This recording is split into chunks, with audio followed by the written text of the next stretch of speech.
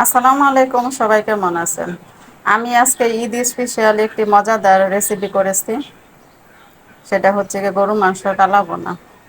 আসছে ঈদে আমরা সবাই যেন এই রেসিপিটা করতে পারি। চলুন তাহলে রেসিপিটা দেখে নিই। কালা বোনা করার জন্য এখানে আমি গরু মাংস নিয়েছি, এটা ধুয়ে পরিষ্কার করে নিয়েছি। এখন এইখানে দিয়ে দিচ্ছি পেঁয়াজ বেরেস্তা।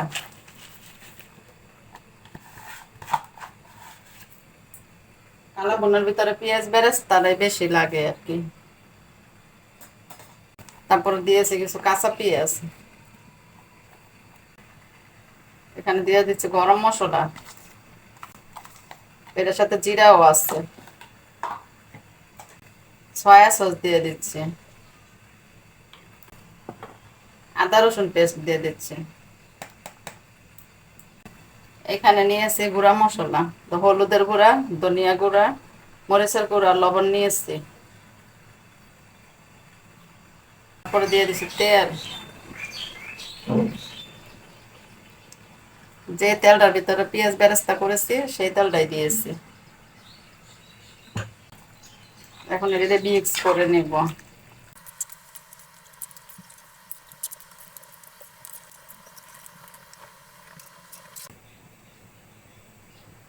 ডেকে দেব। এই মাংসটাকে আমি অনেক সময় নিয়ে আস্তে আস্তে রান্না করে নিয়েছি। নিচে একটা তাওয়া দিয়ে নিয়েছি যেন আবার নিচে পড়া না ধরে।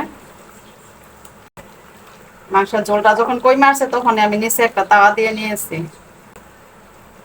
মাঝে মাঝে ঢাকনাটা উঠে নেড়ে চেড়ে নিয়েছিলাম।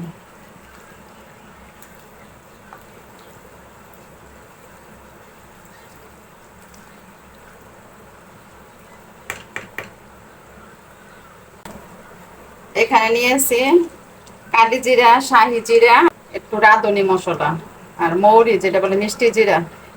পরিমাণে খুবই কম কম নিয়ে এটা একটু হালকা একটু তেলে তারপরে গুঁড়ো করে নিয়েছি আর কি।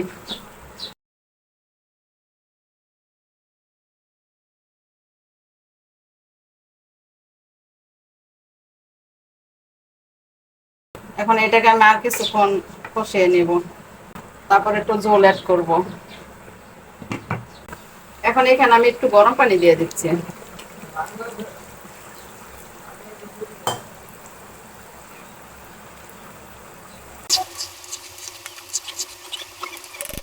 পানিটা একেবারে আমি কমই দিয়েছি আর কি। এখন দিব আমি কিছু পেঁয়াজ। দুটা পেঁয়াজ আমি কেটে এরকম পাপড়িগুলো খুলে নিয়েছি।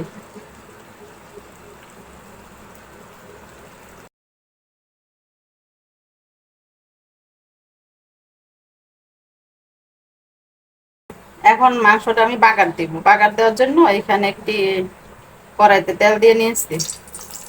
তেলের ভিতরে দিয়ে দিচ্ছি কটা শুকনো মরিচ।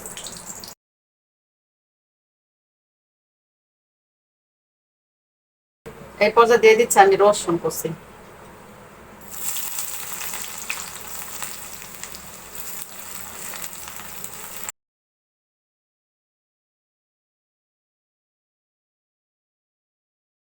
মাংসের ভিতরে ঢেলে দিচ্ছি।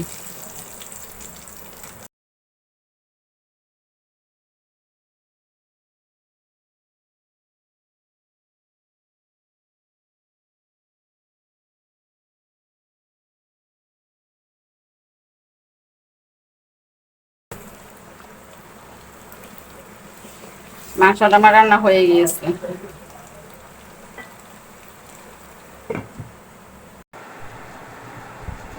ফাইনালি আমার মাংস রান্না হয়ে গিয়েছে। এখন পরিবেশন করে দেখাচ্ছি। মাংসটা দেখতে অনেক সুন্দর হয়েছে।